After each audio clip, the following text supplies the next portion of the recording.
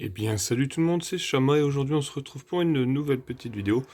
Ça faisait longtemps, presque 4 mois que je n'ai pas fait de vidéo. Alors il y a deux raisons à ça. Première raison, je vais pas vous le cacher, j'avais une grosse flemme, voilà. J'avais pas la motivation pour les faire. Et deuxième raison, qui peut me servir d'excuse, faites comme vous voulez. Mais j'avais que 3 colonies, et je dis bien j'avais parce que maintenant j'en ai un peu plus d'espèces. Et elles se développaient pas très rapidement. Donc là, on va voir aujourd'hui les colonies que j'avais aux dernières nouvelles et je ferai une autre vidéo pour montrer de nouvelles petites choses qui peuvent être intéressantes ou non, ça dépend de chacun. Donc, là on est chez les Messrs Barbarus. Vous allez me dire, mais il n'y a plus personne dans le nid. Ah oui, j'ai les ai déménagés. Donc pourquoi il y a encore des ouvrières? Parce qu'elles sont dans un tube là juste à côté. Je vais vous expliquer pourquoi.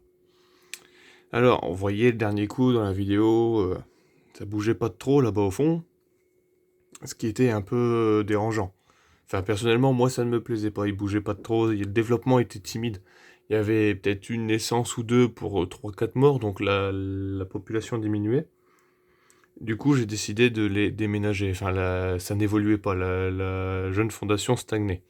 Du coup, j'ai décidé de les déménager. Donc, je leur ai mis un petit tube à côté. Je les ai plongés dans le noir. Et ils sont venus tranquillement se mettre dedans. Et depuis le temps, ils se sont bien développés. Donc là, on peut voir dans l'air de chat, j'ai mis une petite coupelle pour les détritus, Ouais, pour les détritus, mais ils vont les mettre là-bas derrière.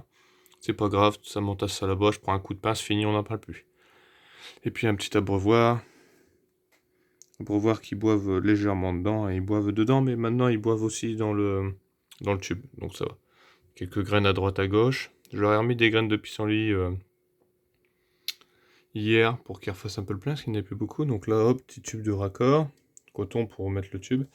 Et là, on va passer au vif du sujet. Donc, comme vous pouvez le voir, elles sont pas mal nombreuses, mais c'était pas le cas quand je les ai mis là.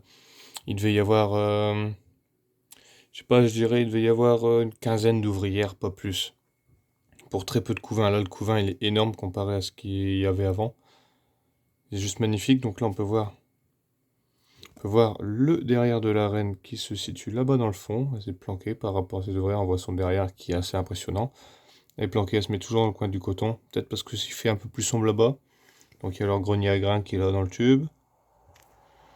À l'endroit le plus sec du tube, certainement pour éviter que les graines germent. Donc on peut voir dedans, il y a des graines de pissenlit, puis il y a du mélange pour canaris. Donc il y a pas mal d'ouvrières. Je sais pas si on va voir le major, j'essaie de le chercher en même temps. Si, là j'ai un major. Donc dans la dernière vidéo chez eux, il y avait des larves de major. J'ai eu un problème avec ces larves là, mais j'en ai un petit beau là. Voilà, il est là, en bas du tube. On le voit, il est vachement impressionnant, puis il a une tête un peu plus rouge. Bon, c'est encore un petit major, mais c'est déjà mon premier major, on va dire, de cette colonie. Il y a de jeunes ouvrières, on le voit à leur couleur un peu plus pâle, comme celle là-bas, dans le milieu là. Pâle, il y a celle-là aussi, sous l'autre. Elles sont un peu plus pâles, il y a des ouvrières qui devraient pas tarder. Le couvain, voilà, beaucoup de nymphes dans le couvain. Une grosse larve et une grosse nymphe juste ici, là. Donc certainement, futur major, hein. Vous voyez la taille de la larve comparée à l'ouvrière. Et il y a une nymphe qui est là juste à côté, qui est en dessous le bric-à-brac. Désolé pour le focus, c'est compliqué. Il y a des ouvrières sur la paroi, du coup, voilà. Il y a du pain à fourmis ici. Leur pain à fourmis. Donc elle broye les graines pour l'avoir. Et elle s'en fond. Voilà. Donc, petit plan hein, sur mes... Voilà, on peut voir les graines de pissenlit là. À travers les mandibules d'une ouvrière. Mais le tube, il est un peu rayé aussi, comme vous pouvez le voir. Pour ça, c'est compliqué. C'est compliqué, c'est compliqué. Donc elles, dès qu'elles seront assez nombreuses, je leur réouvrirai le nid. Le nid, je l'ai fermé avec un coton pour pas qu'elle rentre dedans. Malheureusement, il y a une ouvrière, j'ai pas vu. Quand j'ai fermé, il restait une ouvrière dedans. Du coup, bah, elle est là-bas à l'intérieur. Donc ça, bah, elles le retireront quand je le remettrai dedans. Donc pour elle, c'est protéines 2 à 3, 4 fois, ça dépend. Ça dépend. Je leur mets des mouches, je leur mets. Je leur ai donné de l'abeille, de la guêpe aussi, ils ont sauté dessus. Sauterelle un peu moins encore, peut-être un peu gros, peut-être la sauterelle. Mais tout ce qui est mouche, guêpe, abeille, tout ça, c'est pas. Ça, ils aiment bien. Enfin, d'après ce que j'ai vu. Après, ça faisait longtemps que je leur avais pas donné de protéines. Là, on peut voir un peu mieux la reine. Un chouïa, même pas. Voilà, si là. Donc ça dépend. Quand je vois qu'elle mange rapidement les protéines, je leur en remets. Si quand je vois qu'elle mange plus trop, je l'attends un petit peu avant d'en remettre. J'attends la fin de la semaine ou toutes les conneries du genre. Donc voilà pour les petites messures barbareuses. Donc un bon départ avant la diapause, c'est très bien. Tout ça avant la diapause, ça va net. Donc le tube, je pense qu'il va être bien plein avant la diapause. J'hésite à leur faire une diapause, mais je pense que je vais quand même les claquer et d'attendre l'année prochaine pour les remettre dans leur nid. S'ils ont encore la place pour se développer en tube, hein. J'ai déjà vu des fondations de messors vachement impressionnantes en tube. Et ils ont encore la place, hein. Parce que les messors, ça se compacte, hein. Faut pas croire, ça prend pas tant de place que ça. C'est vachement compact des messors. Donc voilà, la partie messor va se finir comme ça.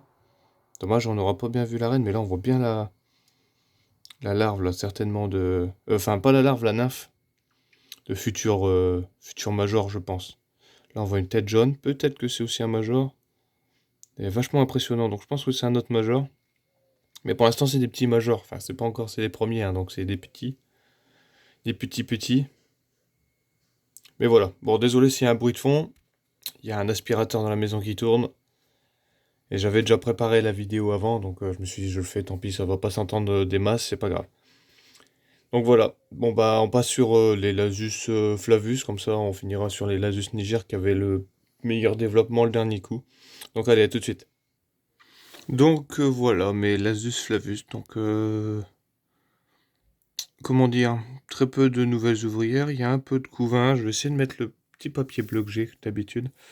Hop là. Donc là on peut voir, il y a un cocon derrière.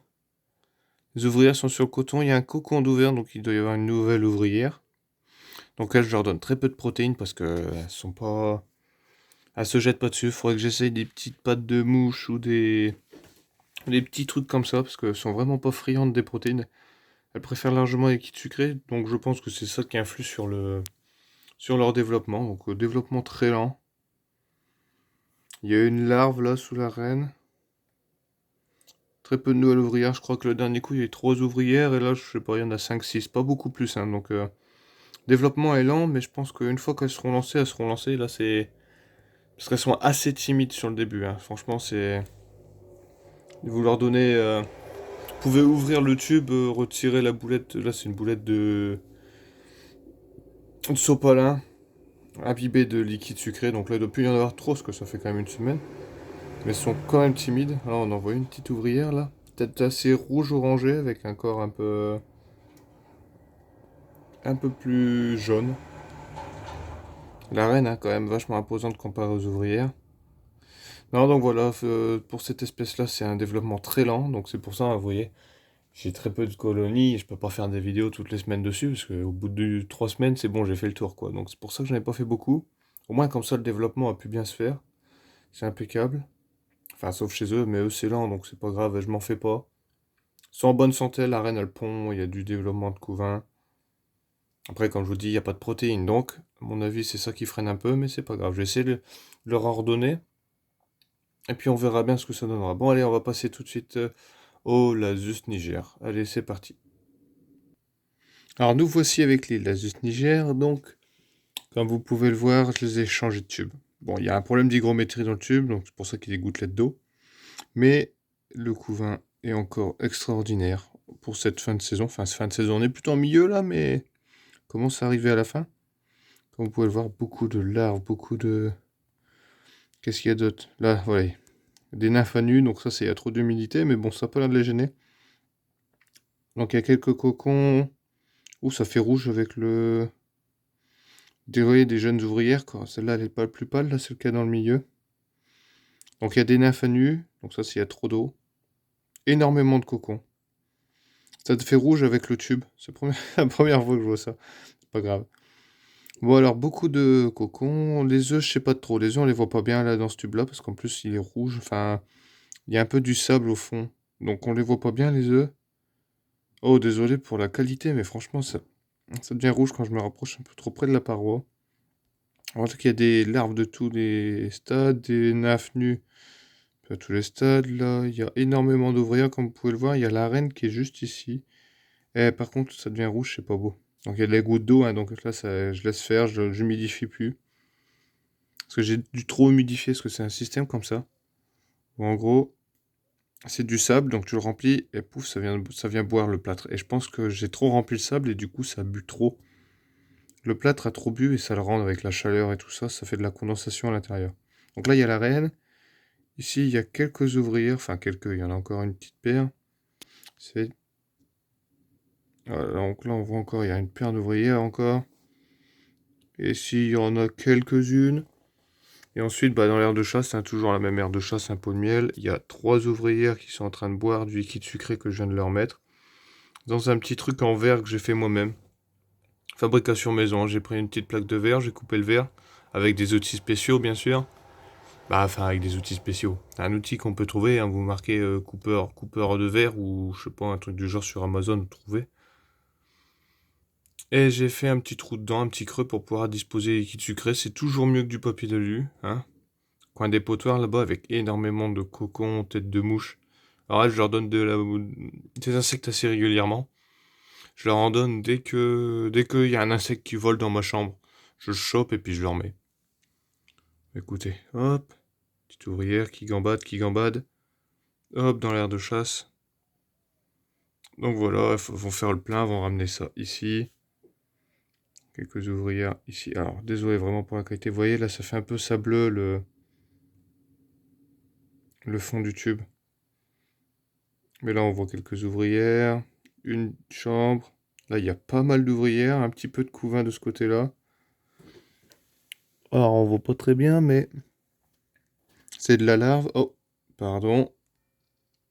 Alors là, c'est de la larve. Ouais, il y a beaucoup d'eau, hein, donc je vais laisser l'eau partir. Elle va partir avec le temps, hein, ça, il faut pas s'en faire. Le plâtre, il va boire, il va boire, il va boire. Et ici, voilà, beaucoup de couvain encore. Encore un gros paquet de couvain. La reine, elle pond toujours bien nourrie. Vous voyez, il y a une quantité d'ouvrières comparée à la dernière vidéo où il devait y avoir, je sais pas, une trentaine d'ouvrières. Là, je suis entre 100 et 200 ouvrières, je pense. Donc, super départ pour cette fondation-là qui devient une petite colonie. Mais dommage, ouais, c'est qu'il y a de l'eau. Ah, là, j'ai un bon point de vue sur le couvain, voilà. Voilà, donc vous voyez, là, il y a des cocons un peu plus... Faut que ça devienne rouge au moment où je zoome, hein. Donc, il y a des cocons un peu avancés, des nerfs à nu, enfin, voilà. Bon, ça n'a pas l'air de les déranger, l'eau, donc tant mieux. Il n'y a pas encore une mort par la noyade. J'ai eu quelques problèmes à changer de tube. Je voulais les mettre dans un petit nid en plâtre que j'avais fait maison, mais elles n'ont pas voulu y aller. Je pense que c'est la vitre. Il y avait une sorte de... Parce que pareil, j'ai coupé une vitre, mais ça vient d'un vieux verre. Et il y avait une sorte de produit qui donnait une couleur bizarre au verre. Et je pense qu'elles n'ont pas dû trop aimer. Du coup, je vais essayer de le nettoyer, le verre. Et puis je leur reproposerai plus tard. Ah, moto qui vient de passer. Je sais pas si ça s'entend, mais bon, voilà. Bon, je vais couper la vidéo là pour pas en faire une trop longue. Merci d'avoir regardé, merci d'avoir attendu, merci aux nouveaux abonnés aussi. 22, franchement, c'est cool. C'est pas un grand nombre, mais ça fait toujours plaisir. C'est dans ces petits chiffres qu'on voit qu'il y a un nouvel abonné, quoi. On dit, tiens, super, j'ai pris un abonné, voilà. Donc je vous remercie beaucoup. Et puis, j'espère que les vidéos continueront à vous plaire. Et puis, je vais essayer de m'y remettre là un petit peu avant la diapause. Quitte à faire aussi des constructions de nids ou tout ça. J'aime bien construire un nid pour les fourmis. Je trouve ça intéressant, je trouve ça drôle. Mais bon, pour l'instant, il n'y en a pas encore beaucoup dans mes nids à moi. C'est ce qui est un peu plus triste, mais ça, c'est pas grave. Bon, allez, merci d'avoir regardé la vidéo. N'hésitez pas à laisser un petit commentaire, un petit pouce bleu. Puis n'hésite pas non plus à t'abonner pour voir les autres vidéos qui vont suivre. Parce que là, après celle-là, j'envoie du lourd, je vous le promets. Enfin, du lourd. C'est du un peu plus gros que du Lalazus Niger, hein, je vous le dis. Bon, allez, ciao tout le monde et bye bye.